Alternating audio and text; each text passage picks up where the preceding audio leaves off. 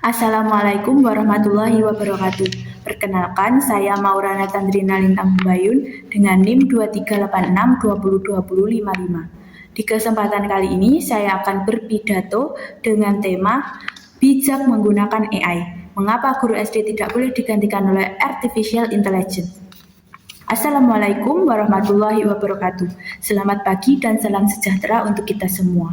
Yang saya hormati, Ibu dosen pengampu, serta rekan-rekan seperjuangan calon pendidik yang saya banggakan. Puji syukur kehadirat Allah Subhanahu wa Ta'ala, karena atas rahmatnya kita dapat berkumpul dalam keadaan sehat walafiat. Sebelumnya, teman-teman bayangkan sebuah ruang kelas tempat anak-anak usia 7 tahun tidak lagi menyapa gurunya dengan senyuman hangat di pagi hari.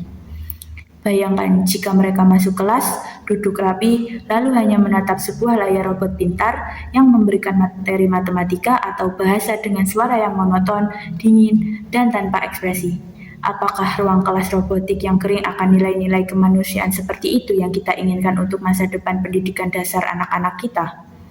Tentunya, sebagai calon guru sekolah dasar, kita semua tahu bahwa kehadiran artificial intelligence atau kecerdasan buatan seperti ChatGPT, pembuat presentasi otomatis, hingga kecerdasan visual saat ini telah mempermudah hidup kita.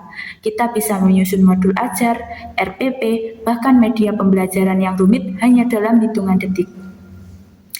Kemudahan ini luar biasa menolong. Tetapi di balik kilau kepraktisan tersebut tersembunyi sebuah ancaman besar yang perlahan tapi pasti dapat mengikis dan merusak eksistensi sejati dari profesi yang sedang kita perjuangkan saat ini.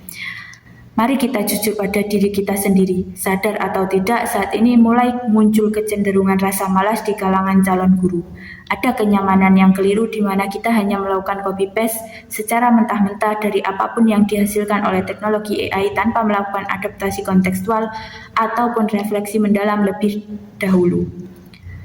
Kita begitu dimanjakan oleh algoritma. Namun, pernahkah kita berpikir apa dampaknya jika seorang pendidik menyerahkan seluruh perencanaan kreativitas mengajarnya kepada mesin? Rencana pembelajaran tersebut akan kehilangan jiwanya. AI adalah program komputer. Ia tidak mengenal sifat unik si Andi. Ia tidak mengenal mengapa si Siti hari ini murung dan malas belajar. Ia tidak mengetahui bagaimana mendekati anak yang kinestetik. Jika kita terus bersikap malas dan pasrah pada AI, interaksi di dalam kelas akan berubah menjadi aktivitas mekanis yang garing, hambar, dan menjauhkan anak-anak dari hakikat belajar yang sesungguhnya. Ingatlah bahwa anak-anak usia sekolah dasar berada pada fase emas perkembangan sosio-emosional yang sangat krusial. Mereka tidak sekedar membutuhkan tumpukan data atau angka. Mereka membutuhkan keteladanan moral yang nyata, pelukan hangat dari seorang guru saat mereka menangis karena terjatuh, dan sebuah validasi emosi ketika mereka merasa takut. Hal-hal mendasar yang bersifat manusiawi ini tidak akan pernah dan sampai kapanpun tidak akan bisa dimiliki oleh miliaran baris kode algoritma buatan manapun di dunia ini. Oleh karena itu, solusi nyata yang harus kita ambil saat ini bukanlah menolak atau membenci teknologi, melainkan berkomitmen untuk menggunakan AI secara bijak, cerdas, dan etis. Kita harus menempatkan AI secara tegas di posisi aslinya, yaitu sebagai asisten atau alat bantu administratif dan bukan sebagai pengganti otak, insting, serta hati nurani kita sebagai guru. Langkah konkretnya sangat sederhana, namun membutuhkan konsistensi, yaitu yang pertama, gunakan teknologi AI hanya sebatas untuk melakukan curah pendapat atau mengumpulkan ide-ide dasar di awal perencanaan. Yang kedua, kita wajib meluangkan waktu untuk mengkurasi, menyaring, dan memodifikasi setiap materi atau modul yang keluar dari mesin agar selaras dengan psikologis anak dan budaya lokal setempat. Ketiga, luangkan waktu yang berhasil kita hemat berkat bantuan efisiensi dari AI harus kita investasikan sepenuhnya untuk membangun interaksi personal yang lebih erat, mengamati emosi anak, serta mendesain pendekatan personal yang humanis di ruang kelas. Coba bayangkan, jika hari ini kita mulai berkomitmen penuh untuk mengendalikan teknologi dengan bijak, kita akan bertransformasi menjadi guru masa depan yang luar biasa tangguh. Kita menjadi guru yang sangat efisien dalam menyelesaikan tumpukan urusan administrasi, namun di saat yang sama kita memiliki waktu yang melimpah untuk menjadi sosok yang paling hangat, peka, dan dicintai di dalam kelas. Anak-anak didik kita juga akan tumbuh menjadi generasi yang tidak hanya cerdas secara digital, melainkan juga memiliki empati yang tinggi karena mereka dididik langsung oleh manusia seutuhnya.